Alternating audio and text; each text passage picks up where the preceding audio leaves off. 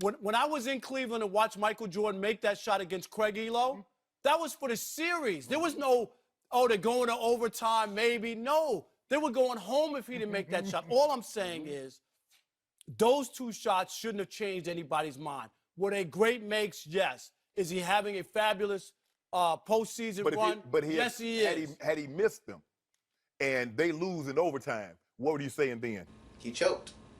If he missed them. If he had missed those shots, they go to overtime and lose. I'd have to see what happened in overtime. I just said they go to overtime and the Cavs lose. But I'd have to see what happened. What if he scored all the points and nobody else helped out? So it's not just that. And then when you talk about, everybody always says, Michael Jordan had help and LeBron never had help. Let's get this straight, all right?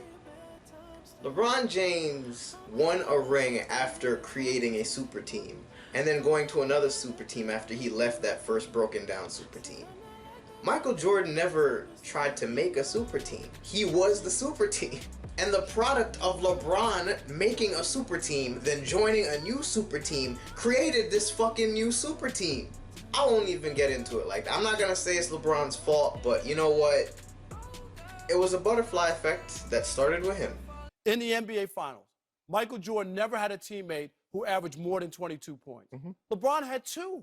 Kyrie, 28 points, and Dwayne Wade, 26 points. Great point. So those arguments about Michael had Pippen and LeBron never had any help is all false. And then when you just look at who he's beating, here we go again. The horrible Toronto Barneys or Raptors, whatever you want to call them, right?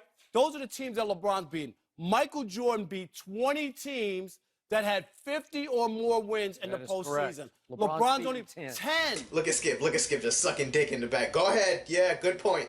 So when you look at it, Shannon. How many 70-win teams did Jordan beat? No, well, LeBron was. Jordan was a 70-win team, so he couldn't beat. How many 60? What that nigga said. How many 60-win teams did he sweep? I'm talking about 50-win plus. Okay? No, how many? We gave LeBron the parade for that 3-1 comeback when Golden State choked. We gave LeBron credit for that. Okay. All right, so we gave him. And let me just give you a couple more numbers. Michael Jordan, he has 3 more rings, 3 more final MVPs. He has one more Defensive Player of the Year. Interesting to note, all right? For what it's worth, LeBron James actually should have won Defensive Player of the Year that year he was in Miami. And I think like Marc Gasol or somebody fucking obscure as fuck stole it. But he should have won Defensive Player of the Year that time.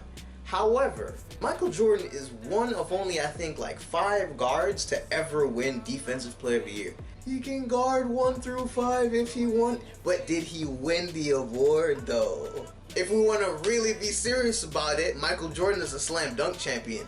LeBron to this day still never wanted to compete in it. I wish we could ask him that question, like why? Why did you never do it one time? 9 more scoring titles. I can go on and on and on. Shannon, it's not close. It's not close. And then when you look at 6-0 in the NBA Finals, all 6 MVPs, and you look at LeBron with the most NBA Final losses of any former MVP, it's not close. Don't get caught up and be a prisoner of the moment. LeBron is playing well, but his resume does not, N-O-T, stack up with Michael Jordan in any way. So let me ask you this. Michael Jordan has 3 first-round losses, 2 second-round losses, and 2 losses in the conference finals.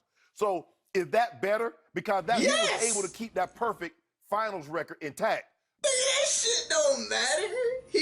He didn't lose when it mattered the most. Conversation over. But look at all these losses before he got to the finals. What are we going to do about that? They'll happen. Well, time out. It took him 7 years to break through and win a championship. It took LeBron 9 years, and to do so, he had to take his talents to South Beach and join up with 2 other star players in order for it to happen. Fact of the matter is that LeBron James will never be Michael Jordan, not in my eyes. 5 NBA Finals losses has something to do with that. You know, a career 33-point per game average in the postseason for Michael Jordan would have something to do with that. Michael Jordan winning 6 NBA Finals, 6 NBA Finals MVP, and never allowing a series to go 7 games would have something to do with that. Michael Jordan averaging better than 30. For 12 straight years, okay? That would have something to do with that. And that's in the postseason, too, not just the regular season. Not to mention the fact that the level of competition does matter to me. All right, we know the stereotypes, right? Bill Russell played against milkmen. Jordan played against plumbers. I believe the milkman part. Those niggas really could only just dribble with one hand.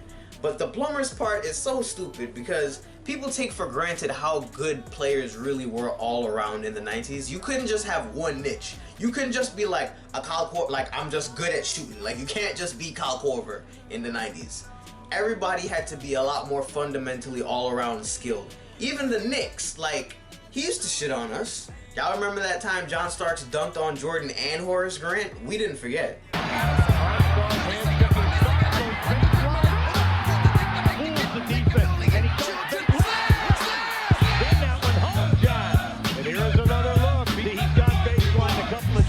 And for being fair here, LeBron has played a fair share of SoundCloud rappers in his day. I want to make sure that that before I let you go, Max, I just want to ask you one question before I finish my argument. I'm going to come to you and then I'm going to finish my argument. Max always has the most uncomfortable smile on his face.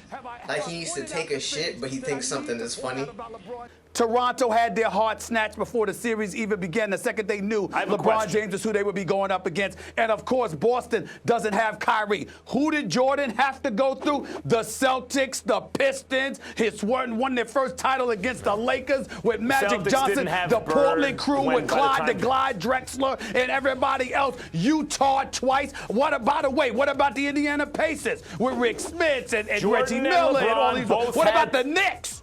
What about with Ewing and Oakley and Mason and those boys? For that matter. Y'all remember that time that Larry Bird called Michael Jordan Jesus? Like, this nigga literally said that in a post-game interview. Can you imagine somebody saying that nowadays? It would be everywhere. He said, I didn't realize Jesus was wearing number 23 tonight. And if you think about it, right? Outside of 73 and 9, which team has LeBron beaten that was actually impressive? Like, you cannot believe that, wow, he got through that. 07 was like, all right, that just fucking happened. I don't know how he took that YMCA team to the... But, like, outside of that, since he made super teams in Miami and Cleveland, when was there a hardship for LeBron James? Just to get through the East, not even in the finals, Michael Jordan would have to go through the Knicks, who were a 50-plus win team. Michael Jordan had to go through Penny and Shaq at one point, came back in the middle of the playoffs to go against Penny and Shaq. Michael Jordan stopped Reggie Miller from getting multiple rings and all-star selections. Michael Jordan stopped Charles Barkley from getting a ring in '94, stopped Stockton and Malone from ever getting rings, and they went to the finals like 3 times. Like, if I was in the 90s, me and Michael are not friends, nigga. I gotta snuff you because you stopped me from being great. Jason Terry and JJ Barea got their first rings against LeBron James. Here's my question for you, LeBron hasn't had to go against that level of competition.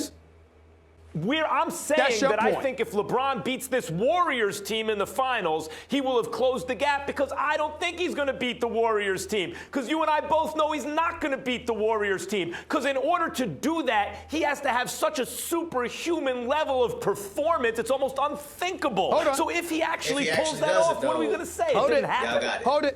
Hold it, because, Max, you're talking about one opponent. I'm talking about the road to prosperity. In other words, what I'm saying is I get to take into account the totality of your career and all the opponents you had to go through en route to capturing titles. The road was significantly more difficult for him than it was for LeBron James. That Michael Jordan, in terms of opponents, you and I both know Michael Jordan had to beat great teams with great players to win championships. Karl Malone and John Stockton on the Jazz. That loaded Seattle team. What about Phoenix? That loaded Magic team. I get it, but let's not twist it now. At the time, the perception was Jordan missed the prime Bird McHale dynasty and the prime Magic-worthy Kareem dynasty, and the Jordan detractors at the time said that he wasn't facing the competition that Bird and Magic were. To say that most of the people having this debate are going to think you're wrong just simply because they never saw Jordan play. Molly is so fine. They're ignorant. You know, so they're all going to be Team LeBron just based on barely had any never facial watching hair him at that play. particular moment in time. Your opinion don't count on this, you young whippersnapper. All right, guys, let's leave it there. You guys are like 2 years apart. Time out. Jordan's the GOAT. Time out. Jordan's the GOAT. Jordan's the GOAT, and the Cavs ain't going to beat the Warriors in the finals. That's the point. If they do, though, you got to incorporate new evidence. I'm not looking at you, I'm looking right through you. Said I'm not like those other niggas that pursue you.